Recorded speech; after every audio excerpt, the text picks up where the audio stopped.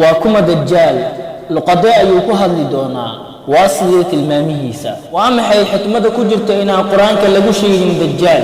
محاسلة وقرنيا يكون راعي دونا سأتوه تحدثت إن هذا كمد نقن إنتاني وإن كبدا وحد كوغان دون تاموقال كان إنا لسعو السلام عليكم ورحمة الله وبركاته ولا لا شرفت لإداوني الدجال وأنين كمد ابن آدم كا إلهي سبحانه وتعالى وحونا ويلا أوذا وسنغير كيس اللهين إلهي وحو أسور تقلي إنو كو امتحانو ددك إيمان كوذا وحو نبيني سبحانه عليه الصلاة والسلام نودي إنا الرعن باديسا وحونا نوشي تلماميسا أولتانك أيو دبي عديسا وحو كهدل دونا لقد عربي سيدي كسو أروتي حديث ظاهر كوذا وحنا لسعد خوارق أو فدنين دون ددك وحو وتاوبي أو شيء إنو يهنار وحونا وتاوبي كال أو كشيء إنو يهجنو وحنا هرتي سعد خوارق فربضن أو لو ابتليني لغون امتحانيو سياس درتي إلهي وحو نوجدي إنا كما ينقل في النديسة صلاة البآخر كيضا أين نحن اللهم إني أعوذ بك من عذاب القبر ومن عذاب جهنم ومن فتنة المحيا والممات ومن شر فتنة المسيح الدجال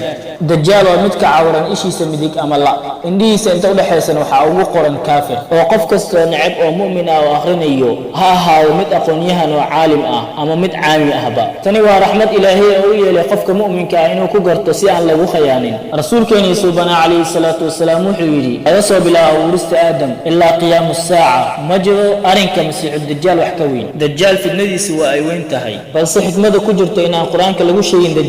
دجال وفي النال أوين أو عفص رسول كان سبحانه عليه الصلاة والسلام ومديس أيضا سلاس درت هذا أنبياء ذولن ويقودين أمده هذا وحانا نلا أمري إنا كما ينقلنا في الندي صلاة البآخر كذا وحو إلهي كشيء تركمت أسرار القرآن الكريم قار كمت على مدى قيامة أواوين سذا انشقاق القمر دلاعتان كديحة الله سبحانه وتعالى وحيري اقتربت الساعة وانشق القمر سذا كلو حالو شيء يأجوج ومأجوج الله وحيري حتى إذا فتحت يأجوج ومأجوج وهم من كل حدب ينسلون أي وحي لمد سلاس درت هذا إلهي القرآن كموسن كل شيء دجال ميعيس ستوس وامحي حكمة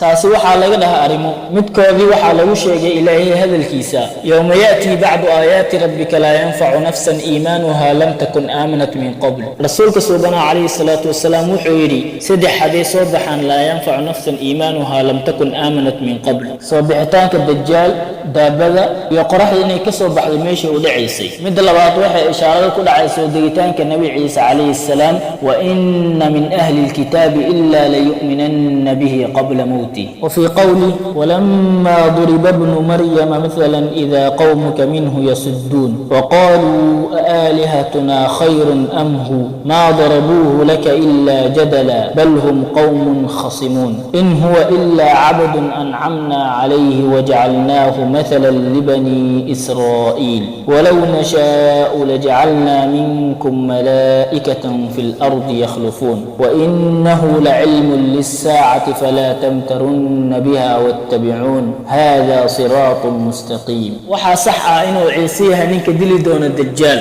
متوح ويديني أي وحي ويديي وأي يكون راعي دون الدجال وامحي علامات كوضا سأنودك تونانو إنها كمد نقنو waxaa shaki ku jirin dajaal awoodihiisa tirada badan lala qabo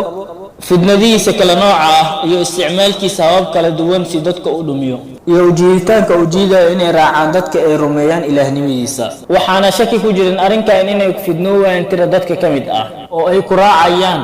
inay jecel yihiin wax agtiisa dhex ahaaday ama inay ka cabsanayaan wax agtiisa ahaaday ama ku dadaalitaan inay islaamka la dagaalanayaan ehelkiisa kuwaani waxa kamid ah yahuuda iyo rawaafida hase ahaatee waa maxay sirta ku jirta inay yahuuda noqdaan dadka u badan ee raaca dajaal jawaab ayagu waxay aaminsan yihiin asiga inuu yahay masiixi yahuuda ee la sugayay yahuud waxay aaminsan yihiin inuu ilaahay u balan qaaday boqorkii la sugayay oo kamid ah isirkii nabi daawud calayhi salaam oo imaanayo oo u dhisayo dawladda yahuuda balse ahaatee masiix ma imaanayo ilaa markuu dhamaado xukunka ashraarta ina u dhawoodin sugitaanka ummad yahuuda imaanshaha israa'iil waxayna noqon doontaa ummadaasi mid lagu saladay ummadaha kale imaanshihiisa qaybta labaad ee raaci doona dajaal waa kufaarta iyo munaafiqiinta qaybta saddexaad waa juhalada reer miyiga abi umaama radiyallahu anhu wuxuu ka wariyay nabiga naxariis iyo nabadgelyo korkiisa ahaatee xadiis dheer fidnadiisa waxaa kamid ah inuu ku dhaw qofka reer baadiyaha ah bal ka waran haddii aan kuu soo saaro hooyadaadii aabbahaagii ma qiraysa aniga inaan ahay rabbigaaga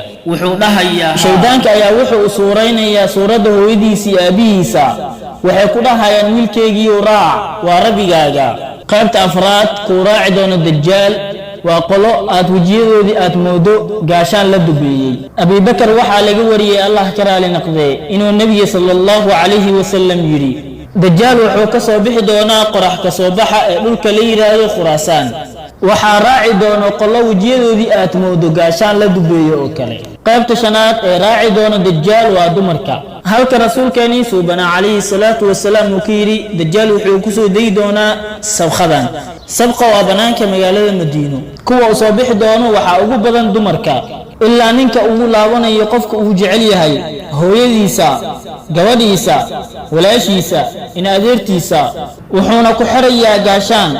asigoo uga baqayo inay u soo baxdo walaalka i daawanayo waxaan filayaa inaad garatay tilmaamaha lagu raacayo dajaal waa kuwaan ayaga oo kooban saad ugu taxadirto inaad ku sifaysnaato tilmaamahaas ugu horayn gaalnimo sida yahuudda oo kale 2 munaafiqnimada iyo ilxaadka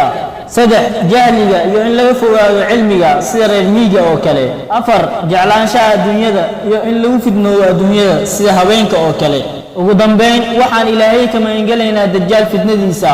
wuxuu ugu digay nabigeennii sallallahu calayhi wasallam ummadiisa digitaan midka ugu daran nabi ma jiro ilaa ummadiisa wuxuu ugu digay dajaal asigu waa fitnada ugu weyn ee soo mari doonta bini aadamka qofka soo haleelo lagana ilaaliyo waa mid kala waafajiyey allah subxaanahu wa tacaala ilaahay waxaynu weydiisanaynaa inuu naga dhooro inaan ku fidnowno fitnadani wassalaamu calaykum waraxmatullaahi wabarakaatuh